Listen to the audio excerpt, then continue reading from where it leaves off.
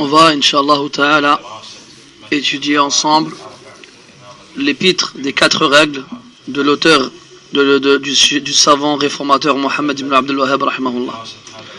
Avant de commencer à étudier cet épître béni, il est obligatoire de citer certaines choses. Premièrement, pourquoi étudions-nous le monothéisme?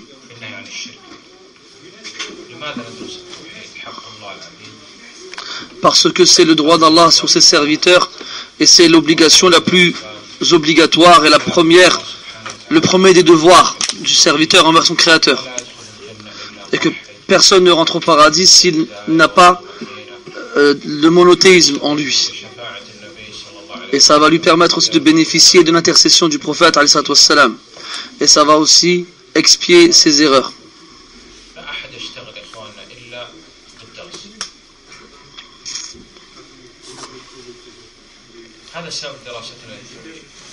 C'est pour ces raisons-là qu'on étudie le monothéisme. Et pourquoi étudions-nous ce livre en particulier? Car les savants ont conseillé d'étudier ce livre-là. Et aussi parce que l'auteur, qu'Allah lui fasse miséricorde, a cité ces 4 règles afin qu'on soit capable de répondre à n'importe quelle ambiguïté en rapport avec l'association des associateurs de l'époque de l'auteur, rahimahullah. Et on doit aussi connaître le contenu de ce livre-là, au moins de savoir son sommaire. Et on peut le diviser en 3 catégories. Donc l'introduction, et dans cette introduction-là, il y a la mise en évidence de l'intitulé de la félicité, du bonheur. Dans cette introduction-là, on trouve les ingrédients pour être heureux et qui sont les alliés d'Allah subhanahu wa ta'ala. Dans la seconde catégorie, pourquoi étudions-nous le monothéisme? Et sur cela, l'auteur insiste beaucoup. Dans la plupart de ses écrits, l'auteur y fait référence, rahimahullah. Car il existe des personnes qui s'interposent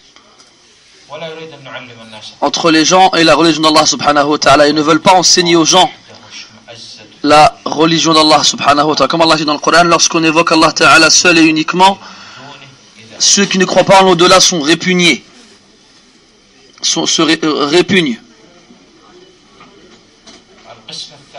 Et la troisième catégorie, les 4 règles en question. Donc cette épître bénie, l'épître des 4 règles, est un résumé du livre de la dissipation des équivoques.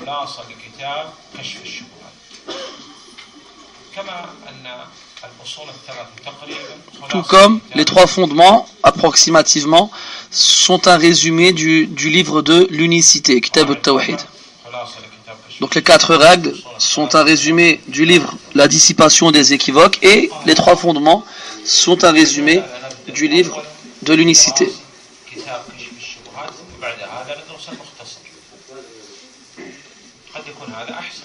Donc il peut être meilleur d'étudier en premier le livre La dissipation des équivoques, des équivoques, et ensuite prendre le résumé.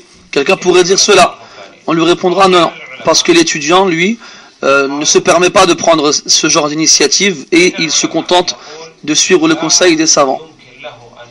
Il y a des savants qui disent qu'il n'est pas possible pour l'étudiant de lire le livre qui a pour titre La dissipation des équivoques avant d'avoir étudié en premier les 4 règles. Donc on ne doit pas changer l'ordre donné par les savants et mettre en avant ce qui doit venir à la fin normalement.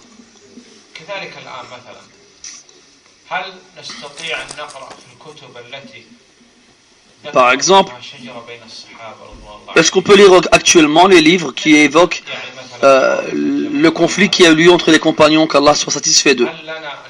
Est-ce qu'on peut lire dans ces livres-là? Cheikh Al-Uthaymin rahimahullah, il dit non, lire ce genre de livre est interdit. Pourquoi? Car il est possible que tu lises ce genre de livre-là et que germent dans ton cœur des sentiments à l'égard des compagnons radiyallahu anhum, des sentiments négatifs. Et Allah ne t'interrogera pas le jour du jugement sur ce qui a eu lieu entre les compagnons.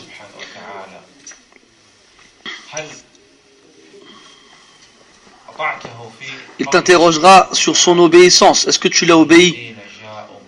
Notamment dans le verset où il t'ordonne de dire oh Allah, pardonne-nous ainsi qu'à ceux qui nous ont précédés dans la foi, et ne mets pas dans nos cœurs une rancune à l'égard des croyants. Oh Allah, tu es miséricordieux et compatissant.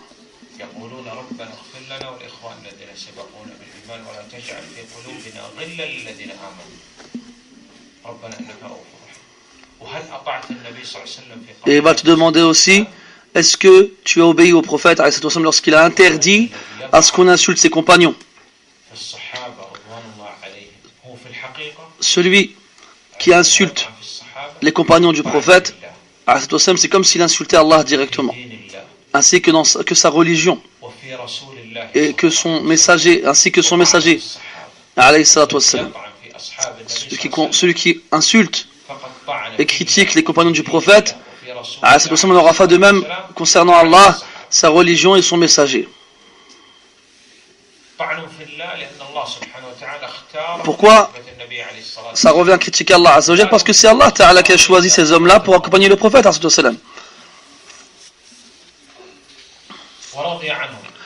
Et il nous a informé qu'il était satisfait d'eux. Quant à sa critique vis-à-vis de la religion d'Allah, car ceux qui nous ont rapporté, qui nous ont transmis la religion d'Allah Ta'ala, ce sont les compagnons radiyallahu anhum, sans aucun doute. Et enfin une critique à l'égard du prophète salam,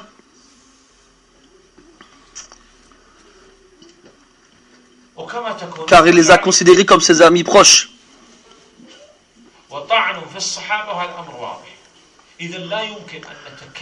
Donc il n'est pas permis de dire un seul mot à l'égard des compagnons qu'Allah soit satisfait d'eux. On ne peut les évoquer que de la meilleure façon.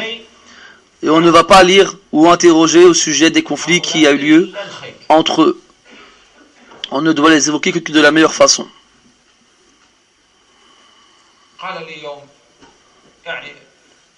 Un jour, un homme m'a dit, jusqu'à quand on ne va pas lire ces livres-là? Je lui ai dit, jusqu'à ce qu'on rencontre Allah.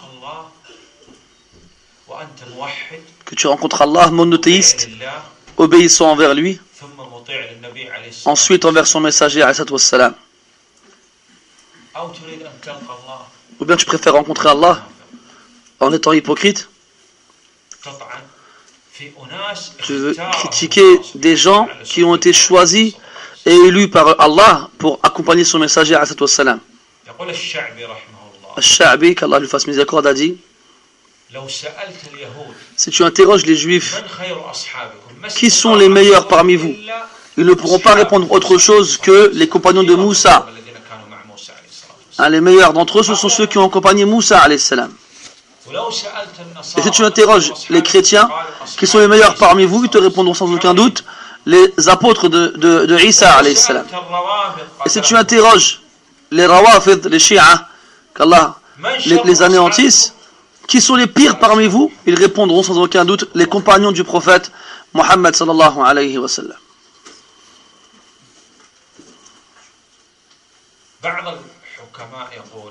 Certains sages disent, les compagnons du prophète sallallahu alayhi wa sallam, qu'Allah soit satisfait d'eux, sont comme l'œil. Et le remède de l'œil, c'est de ne pas le toucher. Lorsque tu as mal à l'œil et que tu te mets à le frotter, à le toucher, qu'est-ce qui se passe? Tu as encore plus mal. Eh bien, ils sont comme l'œil. Et le remède de l'œil, c'est de ne pas le toucher. Ce qui signifie que tu ne dois pas approcher les compagnons si ce n'est de la meilleure façon.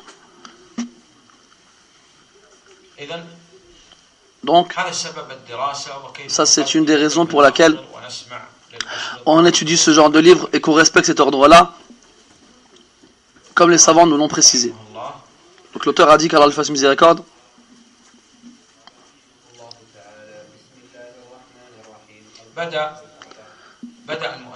L'auteur, qu'Allah lui fasse miséricorde, a commencé son livre avec la formule de Bismillahir-Rahmanir-Rahim, au nom d'Allah, le tout miséricordieux, le très miséricordieux. En prenant exemple sur le livre sacré d'Allah, le Coran, ainsi que sur la tradition du prophète, ainsi que en prenant exemple sur les pieux prédécesseurs, et dans le but de tirer profit du bien et de la bénédiction présente dans cette formule.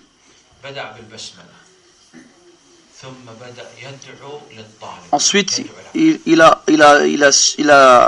dit après cela, il a invoqué Allah Ta'ala pour celui qui lit son livre, pour l'élève. Et ici, tu trouves le professeur qui invoque pour l'élève, alors que généralement, c'est l'élève qui invoque pour son professeur. Donc on comprend ici que le cheikh veut que tout le bien touche son élève, celui qui lit son livre.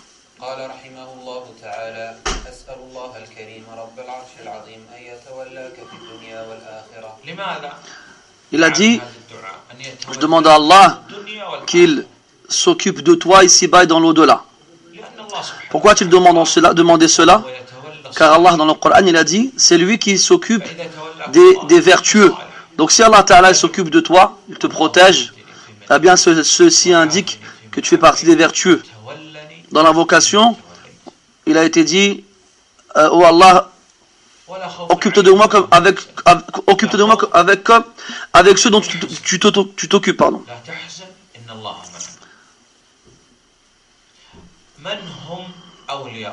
Qui sont les alliés d'Allah? Qui sont-ils? Ce sont ceux qu'Allah lui-même a cités dans le Coran. Certes, les alliés d'Allah n'ont pas à avoir peur ni à être tristes. Qui sont-ils? Comme dans le verset c'est dit, ceux qui ont cru et faisaient preuve de piété. C'est-à-dire ils ont fait le lien entre la foi et la piété. Ils ont réuni la foi et la piété. C'est pour cela que Cheikh al-Islam il disait, qu'Allah lui fasse miséricorde, celui qui est croyant et pieux sera certes un allié d'Allah. Il n'a pas à avoir peur ni à être triste. Celui qui est croyant et pieux fera certes partie des alliés d'Allah. Quelqu'un qui dort entre les tombes et qui boit de l'alcool et qui fornique et qui vole, qui ne se purifie pas de son urine et qui se balade tout nu et qui fait toutes les interdictions et délaisse tout ce qui est interdit. Sans aucun doute, par Allah, celui-ci est un allié. Mais l'allié de qui? L'allié de Shaitan, et sans aucun doute. C'est pour cela que Cheikh al-Islam, qu'Allah lui fasse miséricorde, a écrit un livre qu'il a nommé le discernement, donc le moyen de faire la distinction entre les alliés du tout miséricordieux et les alliés du diable, ceux qui n'ont ni foi ni piété. Donc Allah s'occupe de toi ici-bas et dans l'au-delà. Et qu'il fasse de toi quelqu'un de béni où que tu sois. Le croyant, il est béni. Et tu sais bien que certains mécréants espéreraient être les voisins des musulmans. Car le musulman fait la prière, jeûne, fait l'aumône, fait le bien envers les voisins, même s'ils sont mécréants. Il ne leur fait aucun mal.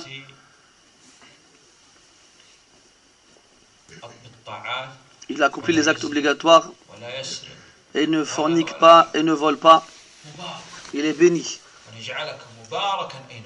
Comme dans le verset, on va faire de toi quelqu'un béni où que tu sois. Et aussi, il demande à ce que tu fasses partie de ceux qui lorsqu'on leur fait un don, ils sont reconnaissants. Tu dois savoir que tous les bienfaits qui te touchent proviennent, plutôt tous les bienfaits qui te touchent, il y a en eux pour toi une épreuve.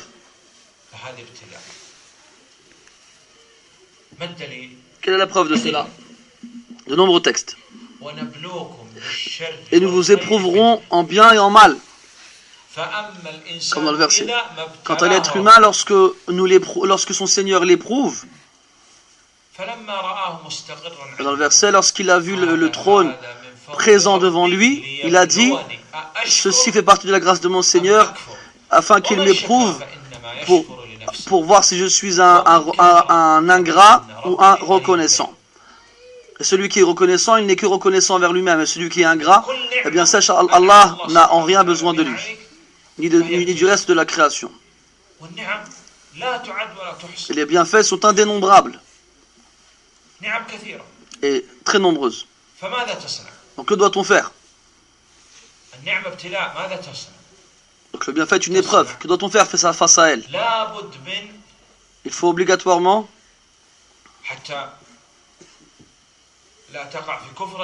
afin de ne pas être ingrat envers le bienfait, il faut obligatoirement deux choses. Et Allah c'est mieux.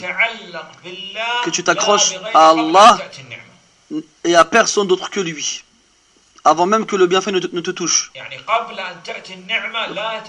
Donc avant que le bienfait ne te touche, ne t'accroche à personne d'autre qu'Allah subhanahu wa ta'ala. Et je vais vous donner un exemple. Un homme il marche dans la rue et il regarde dans les différentes choses de ce bas monde, comme les voitures, les maisons, les appartements, les femmes et ainsi de suite. Alors il réfléchit et il se dit, si seulement le ministre ou le président ou le milliardaire, un tel ou un tel et un tel parmi les gens, si seulement ils me connaissaient et que l'un d'entre eux me donne un chèque ouvert, c'est-à-dire inscrit dessus la somme que tu désires, ou bien si seulement il me disait, prends de mes biens ce que tu veux et délaisse ce que tu veux et fais-en ce que tu veux, si seulement il m'ouvrait, il me donnait accès à son coffre et me disent, prends et fais ce que tu veux. Ce genre de pensées viennent de Shaitan. Pourquoi donc? Le paradis, à qui on le demande? On le demande à Allah. Pourquoi? Car personne ne peut te donner le paradis en dehors d'Allah. Donc la subsistance, on la demande à qui? On demande à Allah aussi. Donc ne montre ton besoin qu'à Allah subhanahu wa ta'ala, et remettant complètement aux vivants qui ne meurent jamais. Ceux que vous invoquez en dehors d'Allah ne peuvent vous apporter aucune subsistance. Donc recherchez auprès d'Allah la subsistance et pas auprès d'autres que lui. Et adorez-le et soyez reconnaissants envers lui. Donc il n'est pas possible que tu ne manifestes ton besoin à autre qu'Allah subhanahu wa ta'ala. Tu demandes au pourvoyeur par excellence. Quant à ceux-là, ils vont mourir. On entend que certaines personnes avaient des fortunes et du jour au lendemain ils ont fait faillite et tout perdu. Donc avant même que le bienfait ne te vienne, accroche-toi à Allah azza wa jalla et à personne d'autre. Tu entends des fois certaines personnes et ils se plaignent en disant, qu'est-ce que les gouverneurs ont fait de nous? Où sont les gouverneurs des Arabes? Qu'est-ce qu'un tel a fait? Qu'est-ce que les chouyours ont fait? Et qu'est-ce que tu veux de ces gens-là? Ce sont des êtres humains comme toi.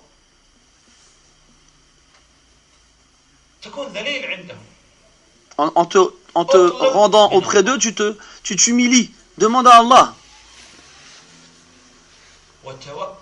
Et remettant complètement aux vivants qui ne meurent pas. Certes, Allah est le pourvoyeur, personne d'autre que lui.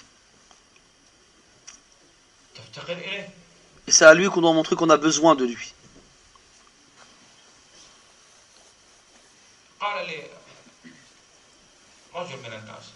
Une personne m'a dit un jour, certaines fois, certaines personnes viennent me voir et me disent, j'ai un problème. Alors je leur dis, demande à Allah Ta'ala. هذا الأمر إلى الله Est-ce que tu t'es plaint à Allah Ta'ala avant de venir me voir? هل التجأت إليه Est-ce que tu es revenu vers الله lui? سبحانه وتعالى Penses-tu تلتجئ إليه وتتركك qu'Allah Ta'ala, si tu reviens vers lui, il te laissera et t'abandonnera? Non. أحد العلماء في دولة من الدول Il y a un savant dans un pays رئيس هذه الدولة dont le جاء إلى président هذا العالم est venu le voir وقال له et lui a dit, خذ هذا رقمي الخاص tiens, prends mon numéro privé, je ne le donne à personne. رقم Prends ce numéro أي وقت تحتاج et à n'importe quel moment, أو في نهار appelle-moi de jour comme de nuit وأبشر بالذي يسر et réjouis-toi. قال سبحان الله Alors le savant dit, subhanallah, ماذا أريد منك qu'est-ce que j'ai besoin de toi? أنا إذا احتجت شيء Moi, si j'ai besoin de quelque chose, استقبل القبلة je me mets face à la direction de la Mecque أنت تموت et je demande à Allah subhanahu wa ta'ala. Toi, tu vas mourir تزول عن ملكك et après tu vas disparaître ماذا أريد et منك perdre ta royauté. صحيح Je n'ai rien à demander auprès de toi. C'est ce qu'on appelle la fierté. Ne montre ton humiliation et ton besoin qu'à Allah subhanahu wa ta'ala. الشيطان الآن Donc, le diable aujourd'hui, من يعبد الشيطان qui الساحر on trouve des gens qui l'adorent, comme le sorcier par exemple. والساحر Et le sorcier ولا يفلح الساحر حيث أتى ne gagnera jamais où qu'il aille. هو ما استطاع أن ينتفع بنفسه وفي نفسه كيف ينفع غيره Il n'est pas ولا capable يفلح الساحر de s'apporter un intérêt à lui-même. Comment pourrait-il en apporter à autre que lui? لو تنظر Si tu regardes في bien, حال من التجأ إلى الله dans l'état de ceux qui se remettent à Allah, أحسن tu trouveras الله معنا qu'il n'y a pas, ils n'ont aucune tristesse, car ils savent qu'Allah est avec eux. هذا قبل أن تأتي النعمة تتعلق بالله لا Ça, c'est avant même que le bienfait ne t'atteigne, que tu t'accroches à Allah Ta'ala seul et uniquement. جاءتك الأموال وما تحب Et lorsque les bienfaits te ماذا viennent, تصنع الآن لا ce que tu aimes, qu'est-ce que tu dois faire? Alors là, tu dois obligatoirement montrer de la reconnaissance. Donc avant que le bienfait ne vienne, tu montres que tu es accroché à Allah. Lorsque ce bienfait est venu, alors tu dois être reconnaissant. Comment? Avec ton cœur, avec ta langue, avec tes membres. Avec ton cœur, en reconnaissant que le bienfait provient d'Allah subhanahu wa ta'ala et que tu n'y es pour rien. Avec ta langue, comme dans le verset, quant au bienfait de ton Seigneur, alors parle-en. Si on te demande d'où vient cette chose que tu possèdes, réponds ça, c'est la grâce de mon Seigneur. Avec les membres,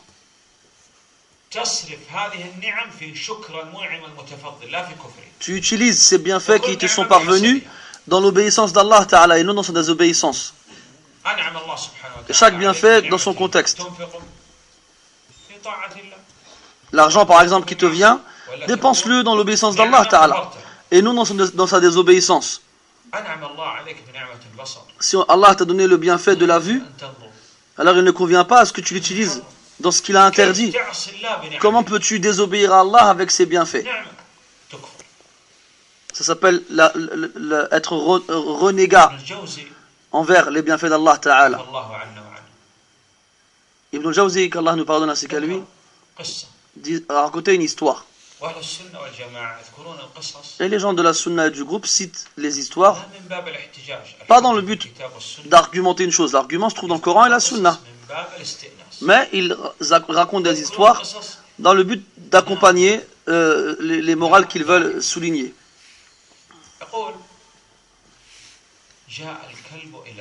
Il raconte que le chien est venu voir le lion. Il lui a dit: ô roi des fauves, ô roi de la forêt,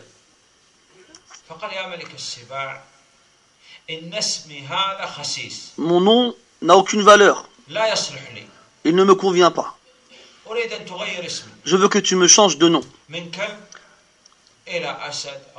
appelle-moi panthère ou guépard ou tigre, mais je ne veux plus m'appeler chien. Et le lion a refusé cette demande et lui a dit: non, comme dans ta nature tu n'as pas de valeur, alors le nom qui te convient le mieux est un nom qui n'a pas de valeur, le chien. Alors le chien a insisté et a demandé à ce que son nom soit changé.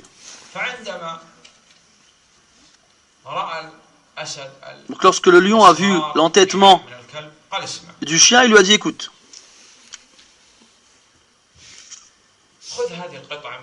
prends ce morceau de viande et garde-la jusqu'à demain matin. Donc conserve-la jusqu'à demain matin. Si tu viens avec demain matin, je changerai ton nom. Alors le chien était content. Il s'est dit que c'était un test qui était facile. Il a pris le morceau de viande avec lui et il est parti à l'endroit où il se réfugiait. Et pendant la nuit, il passait son temps à réfléchir. Il avait faim, c'est un chien, de la viande, un lion.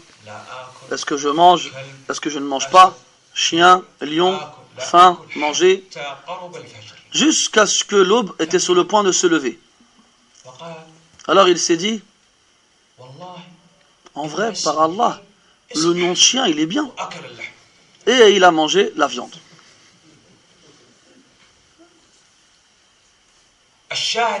Donc la morale de cette histoire, c'est que celui qui patiente devant les interdictions, lui, il a accepté pour lui la fierté, c'est donc un lion. Et celui qui ne patiente pas devant les interdictions, il a prouvé qu'il n'avait pas de valeur. Alors, teste-toi, toi-même. Lorsque, par exemple, tu marches dans la rue, qu'une femme, elle passe, regarde, est-ce que tu es un lion ou bien est-ce que tu es un chien? Comment peux-tu désobéir à Allah avec ses bienfaits? Comment peux-tu désobéir à Allah alors qu'il te regarde? Donc le bienfait est une épreuve et a besoin que tu sois lié à Allah avant même qu'elle ne te touche. Et lorsqu'elle te touche, il faut que tu fasses preuve de reconnaissance avec ton cœur, ta langue et tes membres. Et très peu parmi les serviteurs d'Allah sont reconnaissants. Et si vous êtes reconnaissant, eh bien Allah il vous rajoutera. Et Allah il a fait les éloges d'un de ses serviteurs en disant de lui qu'il était reconnaissant dans le Coran.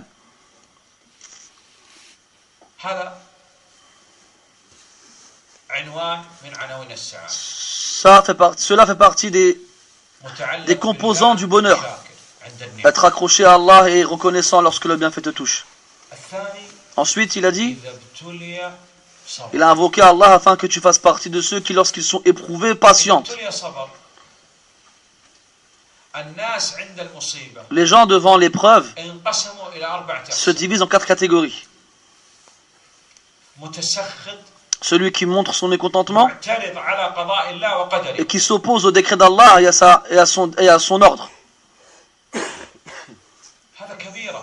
Cela est un grand péché. Ça peut même être une des catégories de la petite association. Il s'oppose au décret d'Allah. Comment est-ce qu'il s'oppose à cela? Avec son cœur, avec sa langue et avec ses membres. Ibn al-Qayyim rahimahullah, il évoque que le mécontentement avec le cœur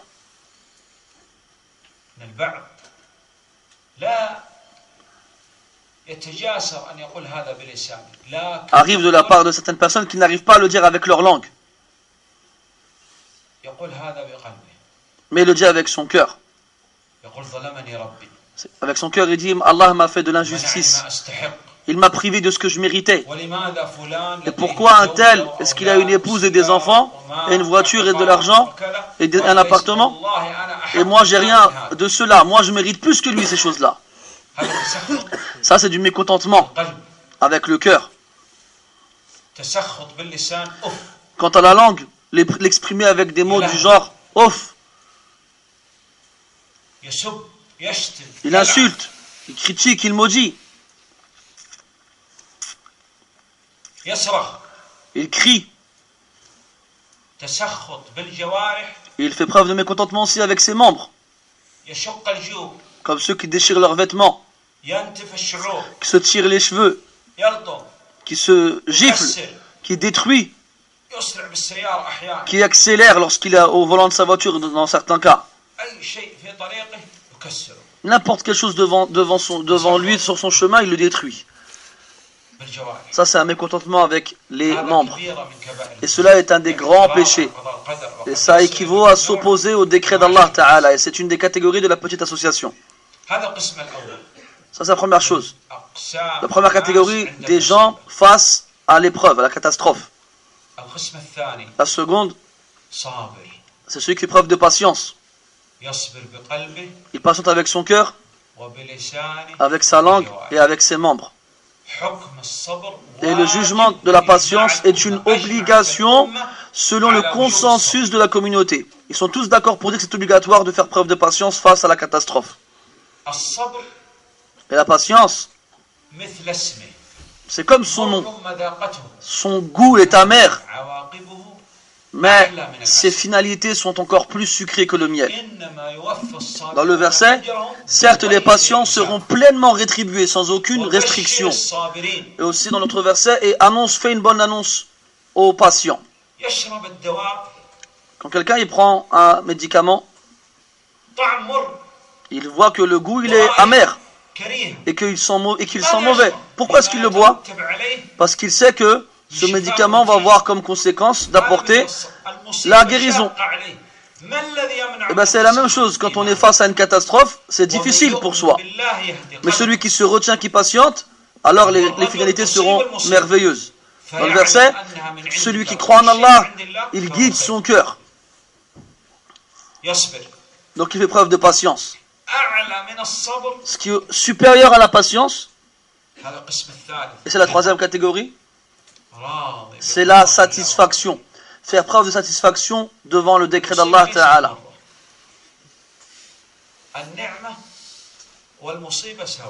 Chez lui, le bienfait et la catastrophe sont égales. Car il sait que tout ce qui le touche, ça provient d'Allah Ta'ala. Et tout ce qui provient d'Allah Ta'ala, c'est forcément un bien. La quatrième catégorie, c'est la catégorie supérieure, la plus haute. On a vu que la patience est obligatoire selon la communauté entière et que la satisfaction était recommandée. Quant à la quatrième catégorie, c'est la reconnaissance dans la catastrophe. Donc il remercie Allah. Ça c'est le meilleur, c'est le plus aimé.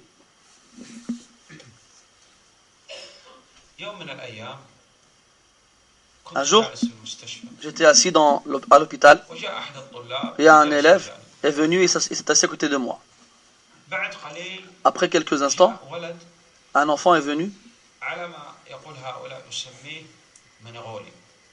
Comme ils disent, c'était quelqu'un de trisomique.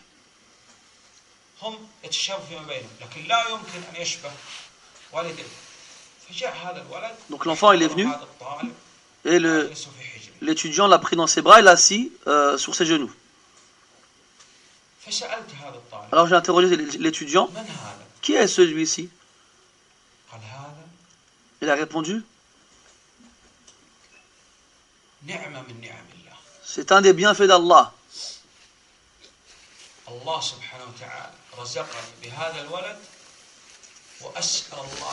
Allah m'a offert cet enfant et je demande à Allah à ce qu'il en fasse une cause pour que je rentre au paradis. Par Allah, j'aime cet enfant plus que tous les enfants.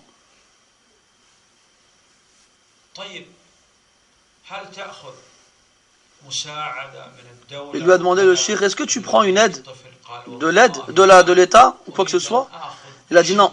Il a dit je veux prends rien de qui que ce soit. Je m'occupe de lui tout seul et je compte sur Allah pour qu'il me récompense.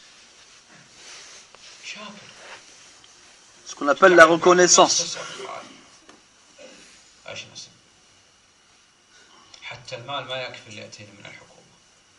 Certaines personnes, ils vont, au contraire, dans le même cas, se plaindre et dire que l'État ne leur donne pas assez pour s'occuper de ce genre d'enfant. Et ils montrent leur pessimisme devant les gens et devant cet enfant-là. Cheikh l'Islam, Ibn Taymiyyah, qu'Allah lui fasse miséricorde, ils l'ont fait rentrer en prison, injustement, alors que c'est le cheikh de l'Islam. Si toi tu étais le cheikh de l'Islam, et qu'on te fasse rentrer en prison injustement, qu'est-ce que tu vas faire? peut-être que tu vas faire en sorte que toute la planète se batte pour toi. Lui, ils l'ont fait rentrer en prison, il a fermé la porte et il a dit quoi? Il a lu le verset du Coran où Allah il dit, après qu'ils aient fermé la porte, un mur se leva entre eux dans lequel il y a une porte. À l'intérieur, la miséricorde et à l'extérieur, le châtiment. Et il a écrit une lettre à ses proches. Imagine-toi à sa place. Tu es en prison et tu es un savant et tu dois écrire une lettre à sa mère, à ta mère. Qu'est-ce que tu vas lui dire? Lui, il a écrit dans cette lettre-là, d'abord il a dit au nom d'Allah, après il a loué Allah, après il a prié sur le prophète, après il a dit ensuite, nous ne faisons que voir les bienfaits d'Allah Ta'ala s'enchaîner les uns après les autres et être encore plus nombreux. Et Allah nous a ouvert, nous a favorisé des issues nombreuses. Et si tu voyais dans quel état nous étions, tu serais étonné. Et passe mon bonjour à tout le monde, le proche, le lointain, le petit et le grand. Ça, c'est ce qu'il dit alors qu'il est en prison. Qu'est-ce qu'il va lui dire lorsqu'il sera face à elle? Il a écrit une lettre à ses frères alors qu'il était en prison. Et la première des choses qu'il a citées dans cette lettre-là, c'est le verset où Allah il dit, et quant au bienfait de ton Seigneur, alors proclame-les, parle-en. Il a dit qu'Allah lui fasse miséricorde. Le prisonnier, c'est celui qu'on éloigne et qu'on isole de son Seigneur. C'est lui le vrai prisonnier. Et ça, c'est le plus haut degré. C'est d'être reconnaissant face à l'épreuve, à la catastrophe qui nous touche. Ensuite, l'auteur il a cité, rahimahullah, une troisième chose dans les composants du bonheur. Et lorsqu'il fait un péché, il implore le pardon. Le problème, ce n'est pas que l'être humain il fasse des péchés, car tous les êtres humains ils font des erreurs. Et l'infaillible, c'est celui à qui Allah il accorde l'infaillibilité. Cependant, le problème est dans le fait à ce que l'être humain fasse un péché, mais qu'il ne demande pas à Allah qu'il lui pardonne. Et c'est ce que Shaitan il a voulu. Dans le verset, ô mes serviteurs qui vous êtes fait du tort à vous-même, qui avez dépassé les limites, ne désespérez pas de la miséricorde d'Allah, car certes, Allah pardonne tous les péchés. Et ces trois composants, ces trois éléments composent le bonheur. La vraie personne heureuse ici-bas, c'est celui qui, dans l'aisance, il est reconnaissant, et dans le mal, il est patient, et lorsqu'il fait un péché, il demande le pardon. C'est ça, la personne heureuse. Si tu recherches dans l'état des gens, tu remarqueras, des alliés d'Allah, tu remarqueras qu'ils ne sortent pas de ces choses-là. Et tu remarques que les gens en général, ils sont tous dans ces choses-là. Ils soient soit dans l'aisance, soit dans la difficulté, soit dans les péchés. Et tout le monde court après le bonheur. Et le seul moyen d'y accéder, c'est de faire comme on vient de le dire. Après, l'auteur, qu'Allah lui fasse miséricorde, a montré, a indiqué l'importance de l'unicité d'Allah et le danger qui existe dans son association.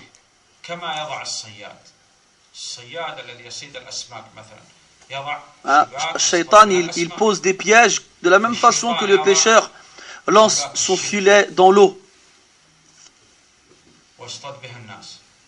Et avec les pièges de Shaitan, il chasse les gens.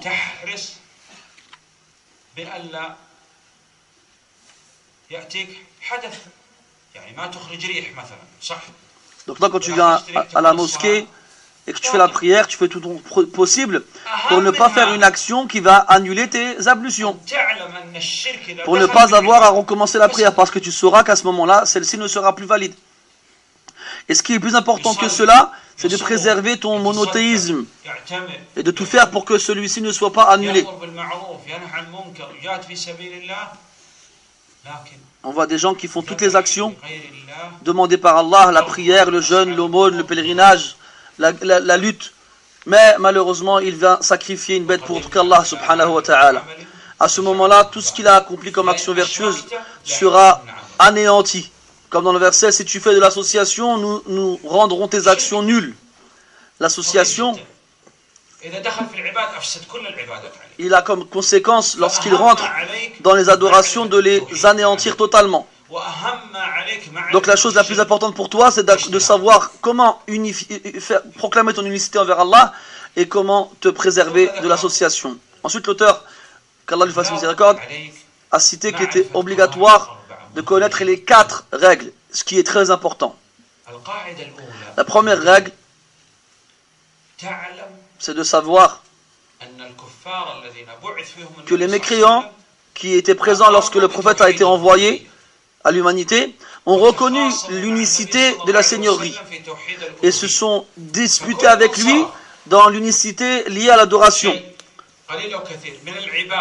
Donc quiconque attribue l'adoration à autre qu'Allah subhanahu wa ta'ala aura été en accord avec les mécréants de l'époque du prophète alayhi wassalam. Et il n'y a pas de différence entre eux. Est-ce que les mécréants de l'époque du prophète alayhi wassalam faisaient des adorations pour Allah? Oui. Et pourtant Allah ta'ala a considéré leur foi comme nulle.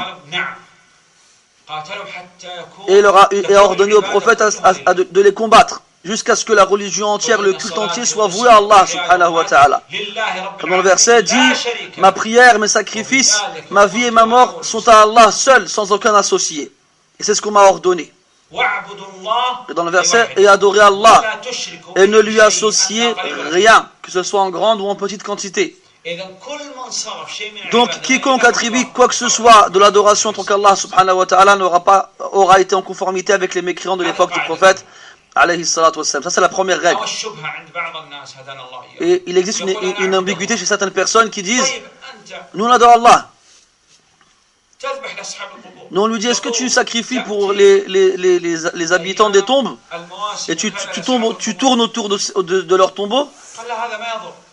Il dit oui, mais il n'y a pas de mal dans cela. On va lui répondre, subhanallah, comment ça, il n'y a pas de mal dans cela? C'est exactement ce que faisaient les mécréants de l'époque du prophète alayhi wassalam. Et il n'est pas possible d'attribuer l'adoration quelle qu'elle soit à autre qu'Allah subhanahu wa ta'ala. C'est sa première règle. Donc Allah ta'ala doit être le seul à être unifié dans les 3 catégories de l'unicité. Et que rien de l'adoration ne doit être attribué autre que lui subhanahu wa ta'ala. La seconde règle, l'auteur te dit, certaines personnes qu'Allah nous guide ainsi qu'eux, ils prétendent ne pas adorer cela. La seule chose qu'il leur demande, c'est de les rapprocher d'Allah et d'intercéder pour eux auprès d'Allah. Et cette prétention, cette parole, c'est la grande association. Et c'est exactement ce que les mécréants de l'époque du prophète sallallahu alayhi wa sallam ont prétendu. Et c'est avec des paroles comme cela qu'Allah Ta'ala n'a pas pris en compte leur foi et leur prétexte. Dans le verset, il disait, nous ne les adorons que pour qu'ils nous rapprochent d'Allah. Et il disait aussi, ceux-là sont nos intercesseurs auprès d'Allah. Et Allah a considéré cela comme de l'association.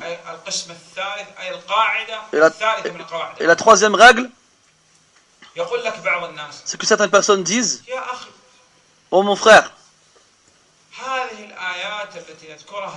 ces versets que ces personnes-là citent ont été révélés pour ceux qui adorent les statues. Comment peux-tu les appliquer? Comment peux-tu les appliquer sur les saints, les pieux et les vertueux et les prophètes, sur eux la paix et la prière? Est-ce que l'association est restreinte à l'adoration des statues? Non. Allah n'a pas donné de valeur à la foi de ceux qui adorent les statues, les arbres, les étoiles, les prophètes, les anges, les vertueux. Il n'a fait aucune distinction entre toutes ces personnes-là. Tout cela est de l'association. Et Allah il a dit dans le verset, et adorer Allah لا تشرك et ne lui associer rien. يعم كل Et ce rien concerne tout عبد من ce qui est adoré en dehors d'Allah, que ce soit un prophète ou un vertueux ou un démon ou autre.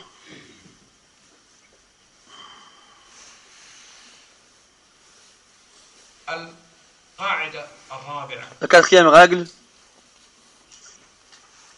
نقول لهؤلاء nous disons à ceux-là, الشرك في زماننا نسأل الله السلامة ceux qui font de l'association à notre époque, nous leur disons craignez Allah. كفار الذين بعثوا Les mécréants de l'époque du prophète sallallahu alayhi wa sallam فيهم شيء من العقل avaient un peu de raison. عند الضراء Lorsqu'ils étaient يخلصون العبادة لله ويعلم confrontés لا يخلصون au mal et à la difficulté, إلا الله ils vouaient un culte exclusif à Allah et ils savaient que personne autre qu'Allah ne pouvait venir à leur secours. أشركوا في السراء وهؤلاء نسأل الله السلامة والعافية أهل الشرك في زماننا Et c'était des associateurs parce qu'ils faisaient de l'association dans l'aisance. يشركون في السراء Alors que les associateurs d'aujourd'hui, eux, font de l'association dans l'aisance et même dans la difficulté. Alors, كفار من باب أولى ils sont des mécréants en priorité. Si les mécréants de l'époque du prophète sallallahu alayhi wa sallam vouent un culte exclusif dans la difficulté à Allah et dans l'aisance, ils lui associent autre que lui, et que ceux d'aujourd'hui lui associent dans l'aisance et la difficulté, il n'y a aucun doute dans le fait qu'ils sont comme eux, voire pire. Qu'Allah nous préserve de cet état-là, et Allah c'est mieux. Et Inch'Allah, demain, nous allons réviser après la prière de l'Fajr ce qu'on a vu dans ce cours-là. Et après cela, si Allah nous le permet, nous allons commencer l'étude des règles juridiques de Cheikh Abdurrahman ibn Nasser al-Sa'di. Qu'Allah lui fasse miséricorde. Et Allah c'est mieux. Wa sallallahu ala nabiyyina Muhammadin wa ala alihi wa ashabihi ajma'in. Walhamdulillahi rabbil alamin.